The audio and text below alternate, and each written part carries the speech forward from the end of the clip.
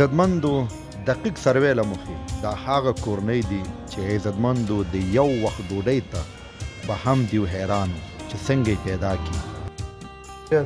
او پلار دې څه کار دی خوري؟ زما پلار عمل کوي پوډرس کې او نشي کولی چې انکار موږ ته وکړي. زه خپله ځان ته یې ورونه مې واړه دي د کور دغه نه کوم ماماګان مې کوم روپۍ کومک وکړي هغه د کونۍ ورونه مې دا خشاک شی نه ټولی.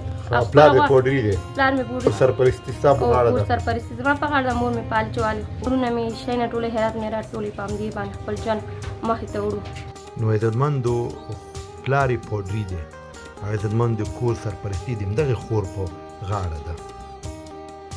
او زموږ ډېر اقتصاد ضعیف دی. د مکتب کې د غریبه شپږم صنف کې ده او بس د مکتب نه زه وکاږم ته لاړ شم زه شی راوړم بس دغه منډۍ ته یې راوړم سوګي ووایي سوګي وټکوي سوګه له کنځلې وکړي بس په دغه باندې موږ شپې سبا کوو نو هېڅ هم نه لرو. ډېر حیران او غریبانه دي.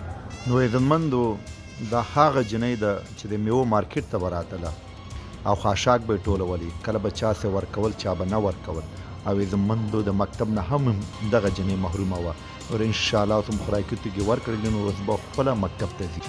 نو عزتمندو دغه مرض ته د علي عمر خطاب خیریه لخوا شوې وه چې عزتمندو په دغې اړمندو کورنیو مو وسپارله او عزتمندو انشاءالله علي عمر خطاب خیریه په نظر کې لري چې آینده به همدغې کورنیو ته به د کار زمینه هم مساعد کیږي. نو عزتمندو دا وه زموږ خپرونه انشاءالله عزتمندو بیا به ستاسو خدمت ته حاضرېږو. اجازه راکړئ.